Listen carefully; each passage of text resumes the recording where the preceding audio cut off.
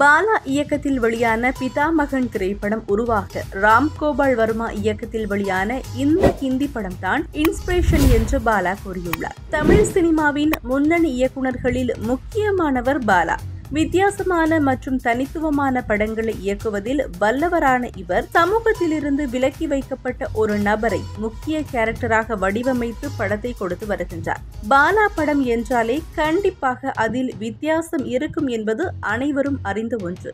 அப்படி வெளியான ஒரு படம் தான் பிதாமகன். பாலா இயக்கத்தில் கடந்த 2003ஆம் ஆண்டு வெளியான இந்த படத்தில் விக்ரம், சூர்யா, லைலா, சங்கீதா, கருணாஸ், மனோபாலா உள்ளிட்ட பலரும் நடித்திருந்தார்கள். சிம்ரன் ஒரு பாடலுக்கு நடனம் ஆடியிருந்தார். இந்த படம் ரசிகர்கள் மத்தியில் நல்ல வரவேற்பை பெற்ற நிலையில் விக்ரம், லைலா, சங்கீதா ஆகிய மூவரும் இந்த படத்திற்காக தமிழக அரசின் விருதை வென்றிருந்தார்கள். தமிழில் நல்ல வரவேற்பை பெற்றிருந்த பிதாமகன் திரைப்படம் சிவபுற்றுடு என்ற பெயரில் தெலுங்கில் டப்பிங் செய்து வெளியிடப்பட்டது. கன்னடத்தில் அனந்தாறு என்ற பெயரில் ரீமேக் செய்யப்பட்ட இந்த படத்தில் உபேந்திரா, தர்ஷன் ஆகியோர் நடித்திருந்தார்கள்.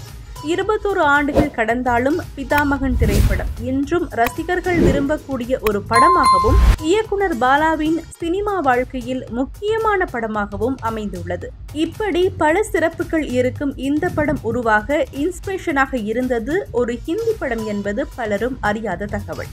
இதை பாலாவே ஒரு பேட்டியில் கூறியுள்ளார். 1998ஆம் ஆண்டு ராம்கோபால் வர்மா இயக்கத்தில் வெளியான படம் சத்யா.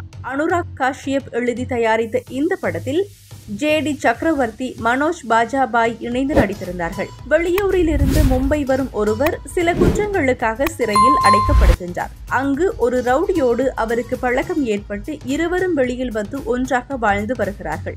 ஒரு கட்டத்தில் இருவரில் ஒருவர் கொல்லப்பட மற்றொருவர் வில்லன்களை பழிவாங்குவார். இந்த கதையை இன்ஸ்பிரேஷனாக எடுத்துக்கொண்டுதான் பிதாமகன் படத்தை எடுத்ததாக இயக்குனர் பாலாவே கூறியுள்ளார்.